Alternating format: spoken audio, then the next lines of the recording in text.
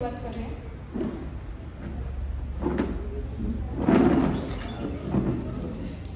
ओम शंखं चक्रं जलौकान् दहदं चारुणौभिश्चतुर्भिः सूक्ष्मस्वच्छातिरुद्यां शुकपरिविलसन् मौलिमम्भोजनेत्रं कालाम्बोदोज्ज्वलाङ्गं कटितटविलसत् चारुपीताम्बराढ्यं वन्दे धन्वन्तरिं तं निखिलगतवन प्रौढदावाग्निलीलं प्रौढदावाग्निलीलम्.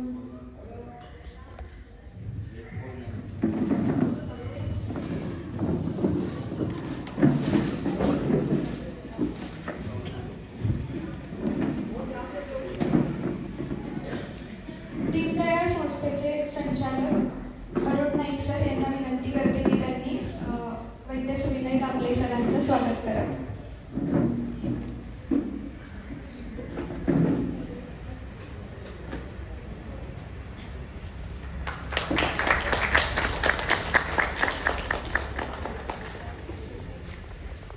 अरुण सरांना विनंती करते की त्यांनी कार्यक्रमाची थोडक्यात प्रस्तावना करावी. धन्यवाद डॉक्टर कृपा. सुप्रभात सर्वांचं. मी मराठीत नाही बोलणार आहे, कोकणीमध्ये सुरुवात थोडी करतो. तर सर्वांचं इथं स्वागत आहे. आजच्या या सकाळच्या प्रसन्न वातावरणात आपण इकडे सकाळची झोपमोड करून लवकर जमलेलो आहोत, त्याबद्दल तुमच्या सगळ्यांचं अभिनंदन.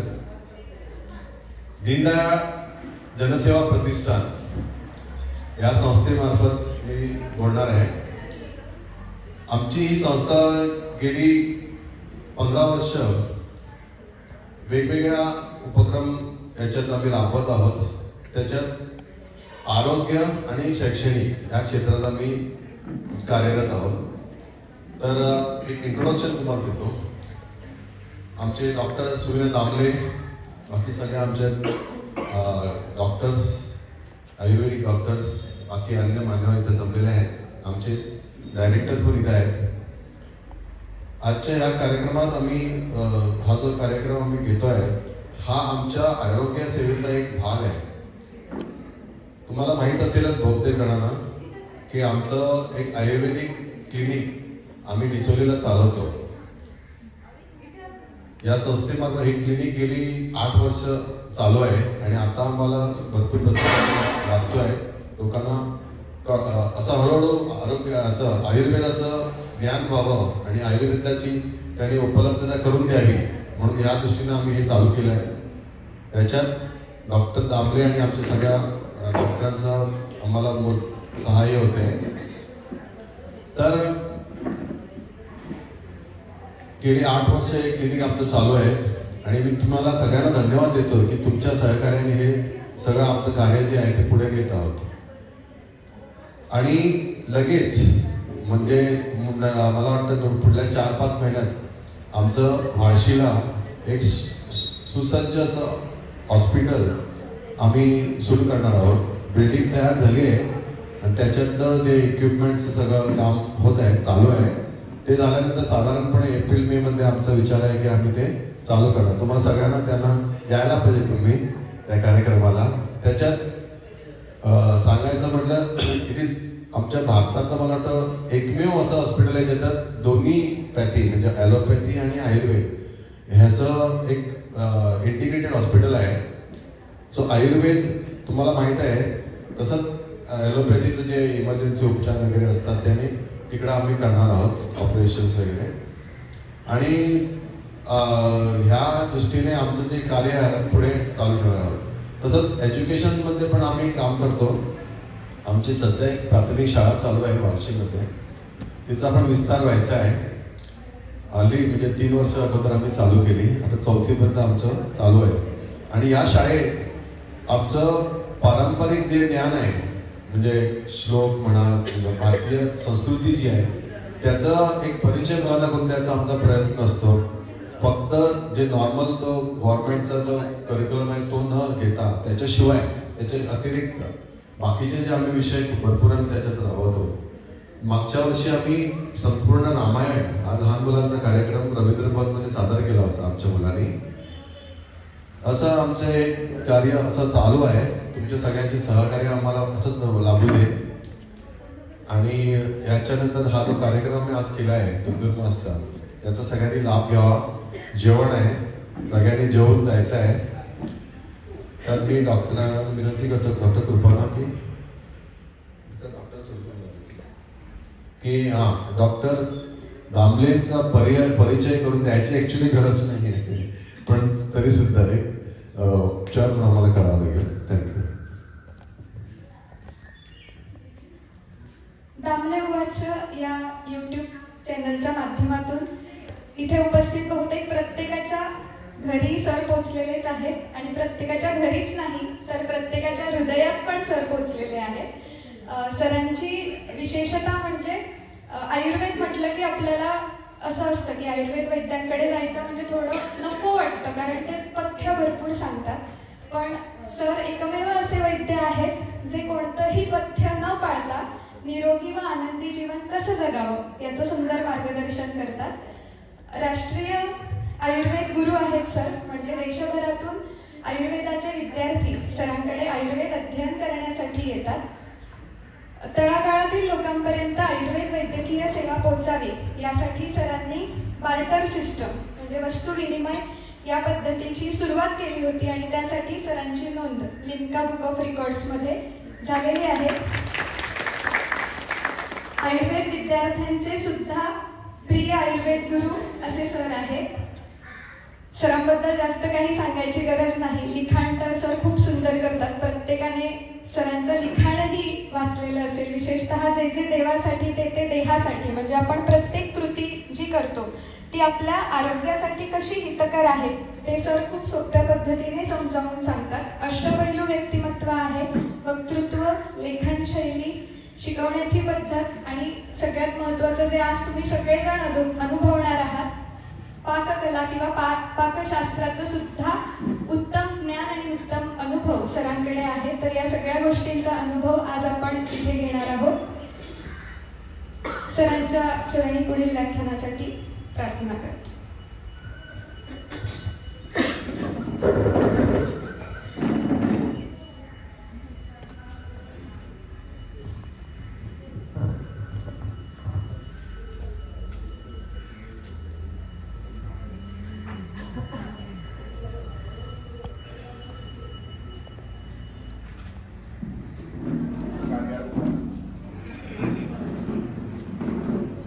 कार्यारंभक श्री गणेश,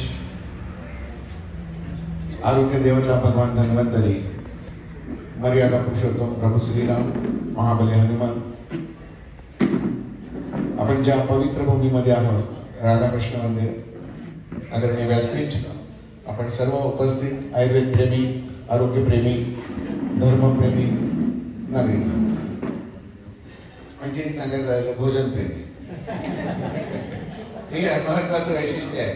आजच्या व्याख्यानाचं महत्वाचं वैशिष्ट्य जे भोजन प्रेमी आहे तेच येणार आहे. खवय्ये जे आहे तेच येणार आहे. दर्दी जे आहे तेच येणार आहे. आणि म्हणून आपण सकाळी 7 वाजता जेवण हे मोठं प्रश्नचिन्ह. 7 वाजता जेवण, एवढ्या सकाळी भूक लागते? हो, आपल्याला भूक लागते आणि आपल्याला तसं जेवायचं असतं असं आपल्या संस्कृतीमध्ये सांगितलेलं आहे. धुंधुरमास, मार्गशीर्ष महिन्याचा मध्यम भाग ते पुढे पौष महिन्याचा मध्यम भाग, हा सगळा धुंधुरमास असा ओळखला जातो. 22 डिसेंबर हा सगळ्यात लहान दिवस म्हणून ओळखला जातो. सूर्यास्त लवकर होतो, सूर्योदय लवकर होतो, सूर्यास्त उशिरा होतो, सूर्योदय लवकर होतो आणि त्यामुळे आपल्याला दिवस लहान मिळतो. आणि दिवस लहान मिळाल्यामुळे आपल्याला शरीराला जे कष्ट आहे ते कष्ट आपण जेवढे इन्व्हेस्ट करणार एवढा आउटपुट मिळाला तरच त्याच्यातनं एनर्जी क्रिएट होत असते. तसं आपण जे काही खाणार पिणार त्याच्यातनं एनर्जी क्रिएट होण्यासाठी शरीराकडे भरपूर वेळ असतो आणि त्यामुळे मग खाल्लेलं अन्न पचवून जातं आणि परत आम्हाला काहीतरी हवं असं वाटतं. मग सकाळी काहीतरी नको ते किळूक मिळूक खाण्यापेक्षा आपल्या संस्कृतीने उत्तम सोय करून दिलेली आहे की सकाळी उठल्यानंतर पहिल्यांदा जेवायचं. आणि हे जेवण जे आहे फक्त धुंधुरमासातच करायला पाहिजे असं नाहीये. आपल्याकडच्या जेवणाच्या वेळेमध्ये किंवा जेवणाच्या पद्धतीमध्ये सुरुवात जी करायची, दिवसाची सुरुवात ही भोजनानेच सांगितलेली आहे. धुंदुरमास नसला तरीही भोजनानेच दिवसाची सुरुवात करायची. निसर्गामध्ये आपण आहोत, निसर्गातले सगळे पशु पक्षी प्राणी तुम्ही कधी बघितले, त्यांची विशिष्ट जीवन पद्धत आहे. ती पद्धत बदलत नाही. गाय आपलं जेवण तसंच घेत असते, घोडा आपलं जेवण तसंच घेत असतो, हत्ती आपलं जेवण तसंच घेत असतो, कोंबडा, चिमणी, कावळा, पोपट, कुत्रा, मांजर, कुंदीर, ससा, सगळे पशुपक्षी त्यांची जीवनशैली बदलत नाही.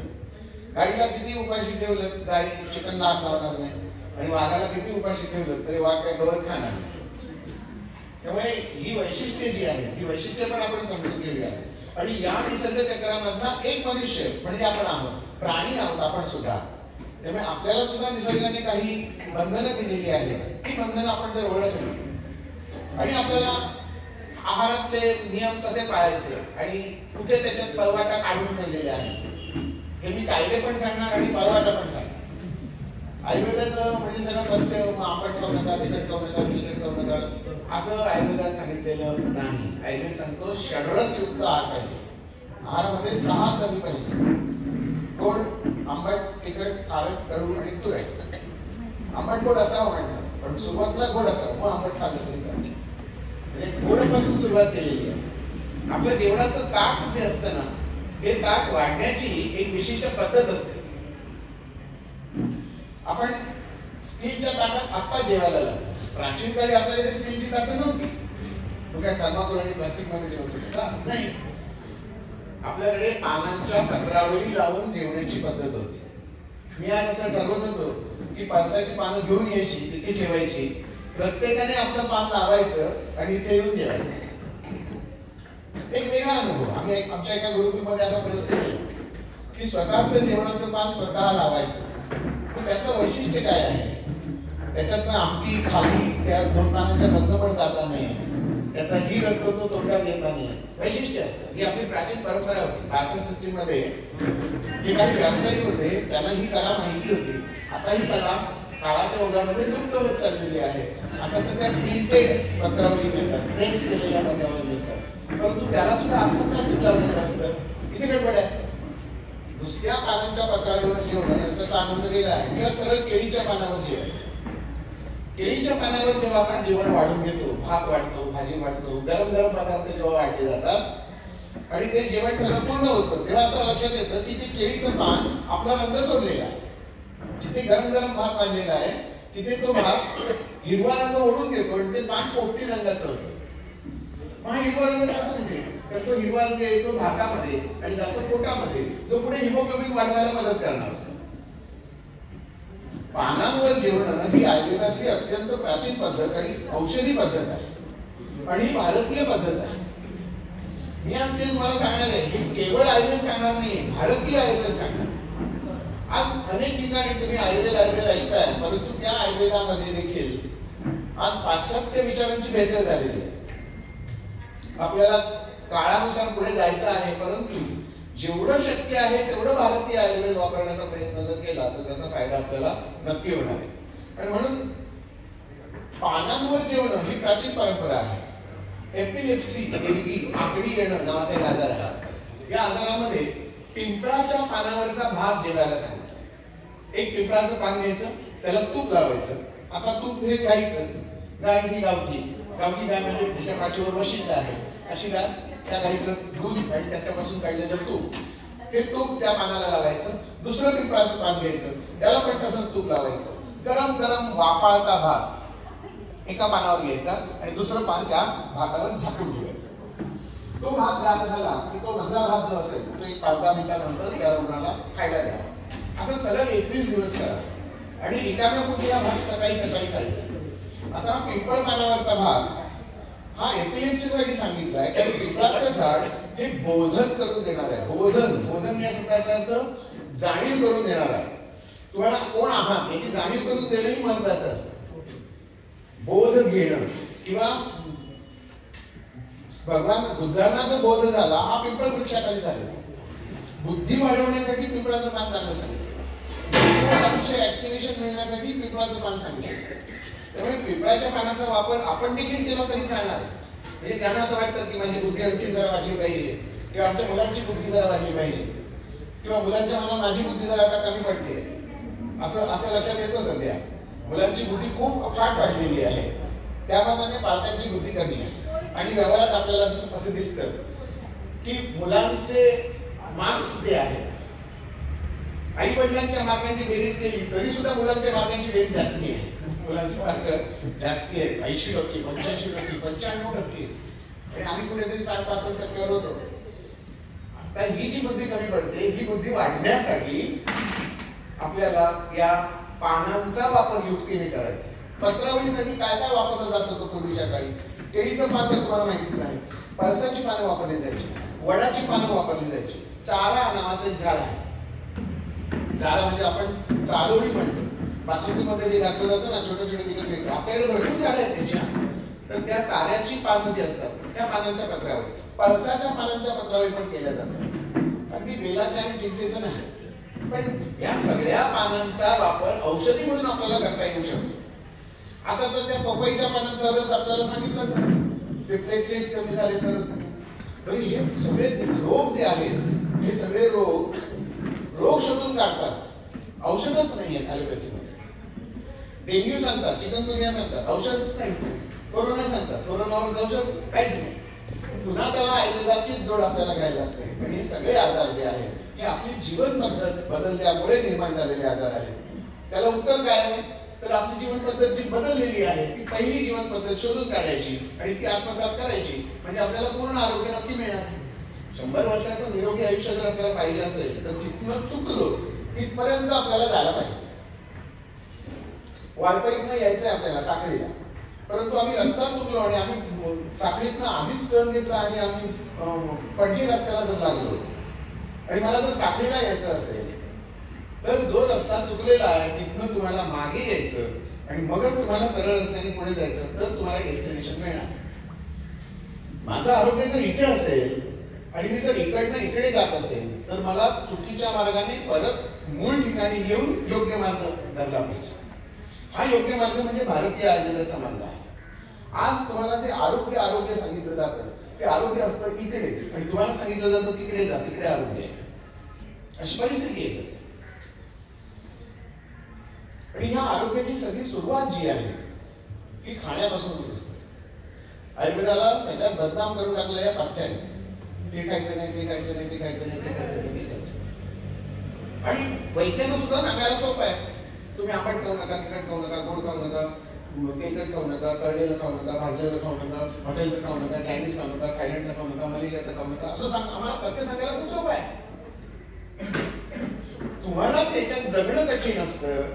म्हणून मी उलट सांगेन तुम्हाला की तुम्ही वैद्याकडे जायचं आणि त्यांना सांगायचं, मला दही आवडतं, मी दही खाणार, मला दूधही आवडतं, मी दूध पण पिणार, मला पुरी पण आवडते, मला वडा पण आवडतो, मला भाजी पण आवडते, मला नॉनव्हेज खायला पण आवडतं. हे सगळं मला करायचं आहे आणि मला हे त्रास आहे आणि ह्याच्यात तुम्ही काहीही बंधन न करता तुम्ही मला बरं करायचं. असंच केलं पाहिजे असं मला वाटतं. आज मी माझ्याकडे येणाऱ्या सगळ्या शिष्यांना तेच सांगतो की हे चॅलेंज म्हणून तुम्ही स्वीकारलं पाहिजे. आणि आपली परंपरा आहे चॅलेंज स्वीकारण्याची. त्या हिरण्यकशिपूला वर देऊन मोकळे झालेले होते शंकर. तुला मृत्यू येणार नाही. कुठे येणार नाही? आकाशात येणार नाही, जमिनीवर येणार नाही, घराच्या बाहेर येणार नाही, घराच्या आत येणार नाही, अस्त्राने येणार नाही, शस्त्राने येणार नाही, प्राण्याकडनं मरणार नाहीस, माणसाकडनं मरणार नाहीस. आता एवढं सगळं मिळाल्यानंतर तो उन्मत्त होणारच आहे. आता मला पण मारू शकतो, कोणीच मारू शकत नाही. पण हे सगळं नियम पाळत पाळत पाळत पाळत त्याच्यातली एक जागा उंबरठ्यावर, मांडीवर आडवं घेऊन, नखानी, नरसिंह रूपामध्ये संध्याकाळच्या वेळेला फाडून काढलं त्याला, ही आमची संस्कृती. एखाद्याला जर ठार मारायचं असेल तर आम्ही या सगळ्या पाळवाटा शोधत काढून आम्हाला जे पाहिजे ते आम्ही मिळवणारच. स्वामी विवेकानंदांचं पण वाक्य, तुम्ही आला तर आमच्या बरोबर, तुम्ही विरोधात उभे राहिला तर तुमचा विरोध स्वीकारू, आणि नाही आला तर तुम्हाला ओलांडून आम्ही आमचं कार्य करणारच. उत्कृष्ट प्राप्य वरांनी मदत असं सांगितलं. तुमचं ध्येय प्राप्त होईपर्यंत तुम्ही तुमचं काम सुरू ठेवायचं. आणि यासाठी आपल्याला 100 वर्षाचं आरोग्य पाहिजे. 100 वर्षाचं निरोगी आयुष्य का पाहिजे? तर आपल्याला धर्म, अर्थ, काम आणि मोक्ष 4 पुरुषार्थ मिळवायचे आणि म्हणून आपल्याला हे आरोग्य मिळवायचं. नाही माझं पोटात दुखत होतं, कमर दुखत होती म्हणून मी येता आलो नाही त्या कार्यक्रमाला. नाहीतर आम्ही येणार होतो त्या स्वागत फेरीमध्ये, येणार होतो आम्ही त्या मोर्चामध्ये, येणार होतो आम्ही त्या स्वागत यात्रेमध्ये. निमित्त शोधणारी माणसं आणि आपण कुठेतरी शोधतो आणि जमत त्यानुसार. म्हणजे आरोग्य बिघडलं तर तुमचं सगळीच लाईफस्टाईल बदलून जाते. निरोगी राहणं अत्यंत आवश्यक आहे आणि निरोगी राहण्यासाठी डॉक्टरांची आवश्यकताच नाही. निरोगी राहण्यासाठी वाग्भटांनी एक सूत्र सांगितलं. त्याचा पहिला शब्द जो आहे हा आहाराने सुरू झालेला आहे. म्हणून आहाराने सुरुवात करतोय आपण दिवसाची सुरुवात. नित्यम, आता जे मी पुढे सांगणार आहे हे नित्य करायचं असं वाग्भटजी सांगतात. हिताहार, माझ्यासाठी जो हितकर आहार आहे तोच मी घ्यायचा. नित्यम हिताहार विहार, विहार मध्ये व्यायाम येतो, फिरणं येतं किंवा इकडचं तिकडच्या आपले कामं असतात, व्यवसाय असतो, तो सगळा विहार या शब्दामध्ये. नित्यम हिताहार विहार सेवी, सेवी म्हणजे सेवन करणे, हे घ्यायचं. आता इथे हित शब्द जो आलेला आहे हा हित शब्द जास्ती महत्वाचा आहे असं मला वाटतं. हा हित शब्द रुग्णाच्या दृष्टीने महत्वाचा आहे. माझ्यासाठी काय हित कर, तुझ्यासाठी जे हित कर, तुझ्यासाठी जे हित कर ते तू करायचं. हिच्यासाठी जे हित करायचे तुझ्यासाठी असेलच असं नाही. तुला दही आवडतंय म्हणजे तिला दही आवडलंच पाहिजे असं नाही. पण तू दही खातोस म्हणजे तिने दही खाल्लंच पाहिजे असंही नाही. तुला आवडतंय तू खा, तुला पचतंय तू खा, तुला पचत नाही सोडून दे. मला आवडतंय पण पचत नाही पहिल्यांदा जाऊन मला दही आवडतंय, आता मला दही पचत नाहीये, दही खाल्लं की मला सर्दी होते. मग तुम्हाला वैद्य तुम्हाला सांगते, मी सांगेल काय खायचं, दही कसं बदलून खायचं.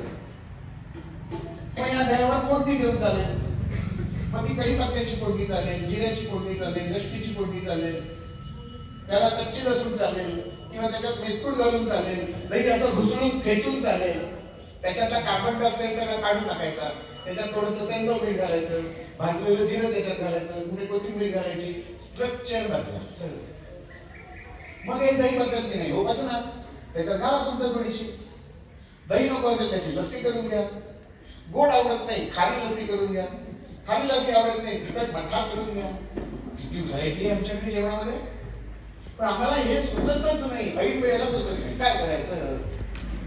दही ऍक्सच दही असं कवडीचं दही खाणं ह्याच्यात ती मजा वेगळी असते. आणि ते दही घ्यायला पचतं तो राजा. हे दही पचलं पाहिजे. मग आता ते पचत नाही, मग त्याचं पाणी वेगळं करा, ज्याला मस्तू असं म्हटलेलं आहे. दह्याचं पाणी वेगळं करणं आणि त्याचा चक्का तयार करणे ही पूर्वी मोठी पद्धत होती आणि एक मोठा कार्यक्रम होता तो. ते दही लावायचं आणि मग ते परात घ्यायची, त्याच्यामध्ये तो ओला पंचा ठेवायचा, दही सगळं त्याच्यावर ओढायचं, घट्ट बांधून ठेवायचं, त्याला असं त्याला दादरा बांधायचा आणि मग ते टाकून ठेवायचं आणि टक्क बरसा पाणी, मग ते जे काही पाण्यातलं पाणी आहे ते वेगळं व्हायचं आणि मग ते घट्ट दही आणखी घट्ट होण्यासाठी माझी आजी त्याला राखेत पुरून ठेवायची. त्या दह्यात राखेमध्ये अशी शक्ती आहे की ते पाणी ओढून घेतं आणि पाणी ओढून घेतलं की काय होतं? दही घट्ट चक्का जमतोय. आता दही घट्ट चक्का जमला की ते दही व्यवस्थित काढता येतं. मग त्याच्यात साखर घातली की त्याला श्रीखंड म्हणतात. आयुर्वेदामध्ये रसाला नाव त्याचं दिलेलं आहे. रसाला म्हणजे श्रीखंड. आता ह्याच्यात आपण जे घालतो काजू बदाम पिस्ते अक्रोड घाला त्याच्यामध्ये, पण कापूर घातल्याशिवाय श्रीखंड खायचं नाही. थोडासा कापूर घालायचा वासासाठी. जसं ते पान खाताना त्याच्यात खंडक घातलं जातं, मेथॉल घातलं जातं, मग ते पान बाधत नाही. मग तसं हा कापूर जरा जरी घातला, फार घालायचा नाही, हा वास तेव्हा त्याला खूप आणायचा नाही, पण त्याचा थंडावा मोडण्यासाठी कापूर त्याच्यात घातला तर अधिक चांगला. साध्या मिठाच्या ऐवजी सैंधव मीठ वापरा. युक्ती चिकित्सा आहे. आपला आहार ही युक्ती चिकित्सा आहे. मग दही तुम्हाला पचेल की नाही? हो पचेल. दही आवडतं, खायला हरकतच नाहीये. पुस्तकात लिहिलेलं आहे दही खाणं हे आरोग्याच्या दृष्टीने अहितकर आहे. परंतु काही जणांनी दही तर अवश्य खायला सांगितलेलं आहे. ज्यांना जागरण करायचं असतं, ज्यांना खूप श्रमाची कामं करायची असतात, ज्यांचं शरीर वाताचं आहे, त्यांनी अवश्य दही खावं असं सांगितलेलं आहे.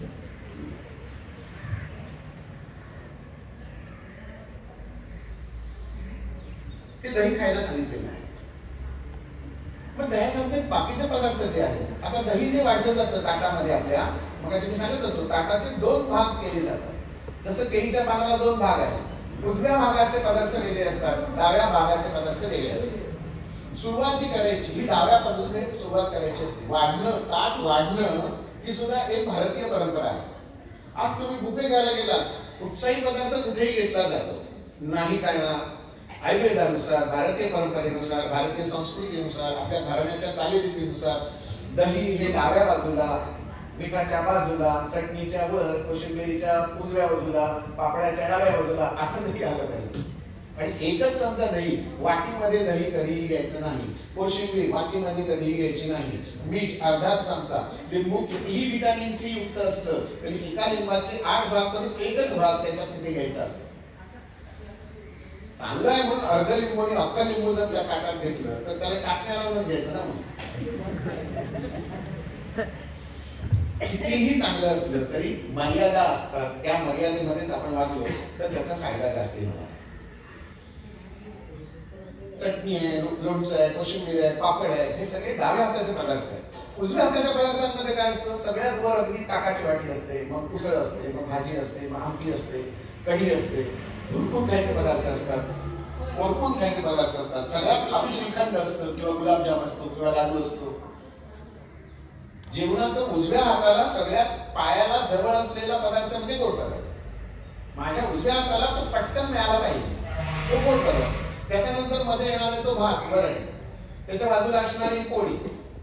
अशा रीतीने ताट सजलेलं असतं आणि डाव्या हाताला पाणी असतं. उजव्या हाताचे पदार्थ तुम्हाला यथेच्छ खायचे आणि डाव्या हाताचे पदार्थ थोडेसे कमी खायचे.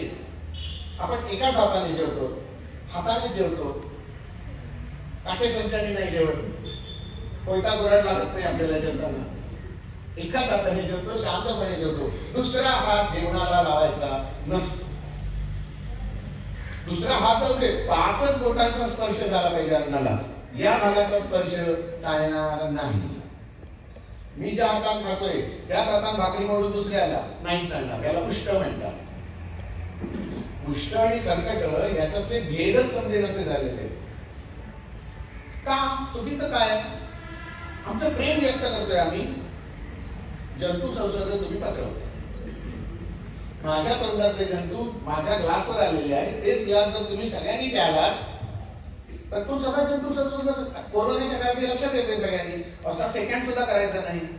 राम राम, तुमचे जंतू तुमच्याकडे, राम राम, आमचे जंतू आमच्याकडे. गावातल्या माणसांची गंमत एक असते. शहरी माणसं आणि गावातली माणसं यांच्यात जमीन असण्याचा फरक आहे संस्कृतीमध्ये. गावामध्ये आरोग्य चांगलं जपलं जातं. गावाकडे प्रत्येक माणसाचा टॉवेल, पंचा असेल, नॅपकिन असेल, तो त्याच्या खांद्यावर असतो. वैशिष्ट्य आहे. प्रत्येक माणसाचा टॉवेल त्याच्या खांद्याला, त्याच्या कमरेला, त्याच्या डोक्याला गुंडाळलेला असतो. मग तोच टॉवेल तो झाडण्यासाठी सुद्धा वापरेल, पांघरण्यासाठी सुद्धा वापरेल, उशीसाठी सुद्धा वापरेल, तोंडावर धुवून वापरेल, तोंड धुवेल, पाय सुद्धा त्यालाच पुसेल. त्याचं इन्फेक्शन त्याच्याकडे. आणि गावातली शहरी माणसं, आम्ही सुसंस्कृत माणसं, बेसिनवर जो टॉवेल असतो, घरातली 10 माणसं 10 अवयव त्याला येऊन पुसतात. आता मला सांगा, आता हे सगळ्यात मोठा इन्फेक्शनचा चान्स त्या बेसिनवरच्या टॉवेल मध्ये आहे. मग कोरोनाच्या काळामध्ये आपल्याला हे लक्षात घेतलं पाहिजे होतं की इन्फेक्शन पसरवण्याचा मोठा सोर्स बेसिनवरचा टॉवेल आहे. सगळ्यांचा कॉमन जो तिथला नॅपकिन ठेवलेला आहे तो आहे. आमचे सगळ्यांचे टूथब्रश त्या बेसिनवर एका ग्लासामध्ये सगळ्यांचे टूथब्रश एकत्र, आईचा, बाबांचा, बहिणीचा, मामाचा, आत्तेचा, मावशीचा, सगळ्यांचे टूथब्रश. रात्रभर ते सगळे एकमेकांशी गप्पा गोष्टी करत राहणार. पण तुमच्याकडे काय होतं, आज आम्ही मिरचीचं लोणचं खाल्लं, तुमच्याकडे काय होतं, आज आम्ही श्रीखंड खाल्लेलं. हे ब्रश एकमेकांशी ब्रश म्हणजे ब्रशवरचे जंतू चर्चा करणार नाही. आमच्या आयुर्वेदामध्ये, आमच्या भारतीय आयुर्वेदामध्ये प्रत्येकाचं दातवण वेगळं होतं आणि ते दातवण पुन्हा त्याच्या कानाला लावलेलं असायचं किंवा कमरेला टोचलेलं असायचं. आणि ब्रश एक लिंबाची काडी, कडुलिंबाची काडी, एरंडाची काडी, जांभळाची काडी, आंब्याची काडी, ज्या आमच्याकडे वनस्पती सांगितलेल्या दंत धावण्यासाठी त्यांची निर्भर लांबीची, अंगठ्या एवढ्या किंवा करवली एवढ्या जाडीची, आणि त्याचं पुढचं जे टोक असतं ते दाताने चावून चावून चावून चावून त्याचा ब्रश करायचा आणि मग दातांच्या मधल्या पट्टीमध्ये जे काही अडकलेलं असतं ते काढून टाकायचं आणि त्याचा जो रस असतो तो रस सगळ्या हिडीला चोळून लावायचा. एवढी चांगली परंपरा होती. आणि तो ब्रश माझा वापरून झाला की तिथे तो तोडून टाकून द्यायचा. यूज अँड थ्रो ही आमच्याकडची पद्धत आहे. पत्रावर किंवा केळीचं पान आम्ही ज्या पानात जेवलो त्या पानात आम्ही परत परत जेवत नाही. यूज अँड आम्ही एकदा वापरलं टाकून देतो. एवढे श्रीमंत होतो. त्याच ताटात परत परत देऊन मुचकळून आम्ही नाही जेवत. त्यामुळे मला असं वाटतं की आपल्या जीवनाच्या ज्या परंपरा आहेत त्या परंपरांमध्ये इतके मस्त पदार्थ असतात आणि सगळे सजलेले असतात. प्रत्येकाची चव वेगवेगळी असते. प्रत्येकाच्या कॅलरीज वेगळ्या असतात. अच्छा अशी सांगायचं तरी